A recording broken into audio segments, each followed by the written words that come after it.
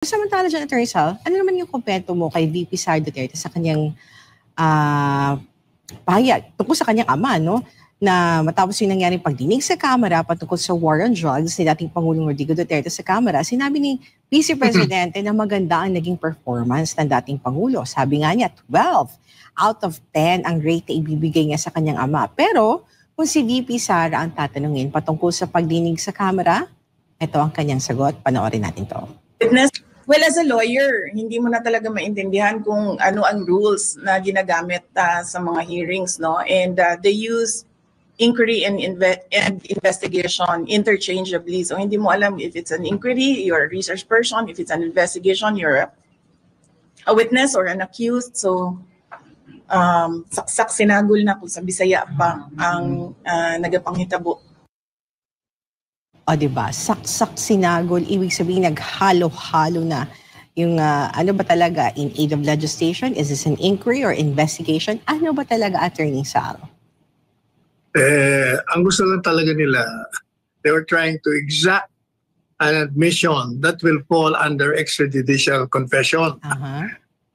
Sa kanila, nakakalimutan nila na number one, yung extrajudicial confession has certain legal requirements. Number one, it should be given outside of judicial proceeding. Number two, it should be reduced into writing. Kailangan nakasulat yun. And number three, with the assistance of counsel. And number four, pag yun ay, halimbawa, merong akusado na ako o inadmit at confess ng krimen niya, kailangan yung prosecutor, yung mga piskal, pagdating sa hukuman, they will have to introduce evidence outside of the confession. Meaning, hindi lang yung confession kailangan, mag-introduce ka ng evidence na totoong may krimen na ganap, saan naganap, anong mga kalakaran. Yan ang hindi naiintindihan nung mga sumisimpat siya lang ng mga gunggong. Diyan sa mga admissions na yan, it has to be in writing, it has to be specific, it has to, parang kailangan may supporting evidence. Hindi porket, ako talaga pumatay. Hindi porket sinabi mo na yun na yun, hindi. Kailangan kompleto, detalye. Kasi kung hindi, wala, hindi rin hindi rin yan pakikinggan ng korte. Pangyayari bago naganap ang krimen. Kaya with respect doon sa sinasabing inamin niya yung pagpatay sa anim, di ba? May sinabi, may pinatay siyang anim. Natatanda mo yun? Kaya sabi nung mga, inamin niya. O di extrajudicial confession yan. O unang-una, alam mo, sabi ko sa article ko, yung pag-amin na yan, you can look at it in two ways. Either it's a bluster, an exaggeration, para to strengthen, palakasin yung myth or legend niya na killer siya. Bakit? Kasi yun ang ginamit niya para takutin ang mga kriminal sa Davao. At yun din ang ginamit niya bilang presidente. Kaya lalo niyang pinalalakas yun sa pamamagitan ng pagkikwento na mamamatay tao siya ng mga kriminal. O yeah, pwedeng ganon. Or siniset niya lang yung trap sa kanila para magmukha silang tangier o dumb. And they will become dumber. Mas bobo ang labas nila kung mag-file sila ng kaso. Kasi yung admission na yun na sinasabi, it will not stand in court. It's a misnomer. They will never stand in court simply because hindi yun talaga extrajudicial confession or admission kasi may legal requirements nga. Ang problema, nakakalimutan ng mga yan. Hindi naman mga abogado. At yung isang abogado... Aray, ang sakit naman nun. Hindi nila alam kasi hindi mga abogado. Yan, mga ibang kupal dyan. Mga abogado nga, pero wala, hindi naman yata talaga nag-aral.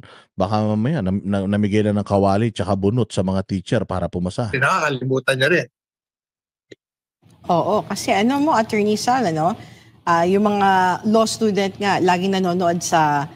May maraming law student, Attorney Sal, na nanonood sa programa mo. And some of them were asking me kung sapat na ba ang isang pahayag when you done it publicly, when you are televised, or katulad ng former President Rodrigo Duterte sa isang hearing sa Kamara, ay kailangan na pwede nang gamitin as evidence against him Pero ang titingnan pa rin ba ng korte, Attorney Sal, hindi yung mga sinabi niya, kundi kung ano yung magiging ebidensya para tumayo yung mga accusation laban sa kanya?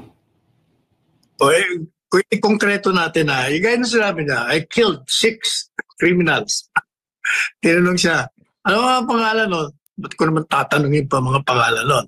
So, magpapile ka ngayon. Dahil inamin mo, pinatay mo pala anin. So, magpapile ka ngayon sa piskalya. Ang unang tanong ng piskalya sa'yo, ng piskal, pumatay si Duterte ng 6? Sino itong mga pinatay niya? Hindi ko sinabi, Sus Maria Josep. Hindi sabi ng piskal, sira pala ulo niyo eh. Paano ko naman ito uusigin? Wala naman palang pangalan eh. Hindi ko alam kung sino ba itong mga tao ito. Kasi kailangan nga, maliban doon sa inako mo, kailangan ipakita mo ron, sino ba yung mga pinatay? Kailan ba pinatay yan? Saan ba nangyari yan? Baka wala pa akong jurisdiction niya kung totoo ba. Kailangan malaman natin ang mga kalakaran surrounding the murders. Otherwise, ano mangyayari? Yun. So, naintindihan nyo na ngayon, ha? Naintindihan nyo na ngayon siguro. Mga banateros yung ibig sabihin ni Sal Panelo. May mga natutunan na naman kayo. So, yung mga taga-kongreso, mag-aral kasi kayo ng abogasya. Tsaka yung mga, hindi naman kasi mga abogado na nagagaling-galingan, mag-aral kayo kay Panelo. At yun naman mga abogado na nakakalimot sa kanilang mga tungkulin, ano na ninyo yan? Itigil nyo na yan. No? Mag-aral kayo na mabuti, mag-review kayo ulit, balikan ninyo yung inyong mga pinag-aralan, diba? Para naman meron kayong matinong kahihinatnan.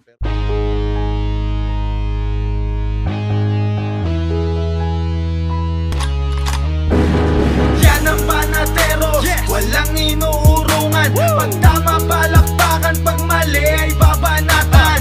Yan ang banateros, boses ng ordinaryong Pilipino. Banateros ay walang makakaawan. Walang inuurungan, banateros ay tinutulungan. Mga ordinaryong Pilipino, bawat mali tinututukan. Handang ituwid mga baliko, kasagutan sa tanong matino.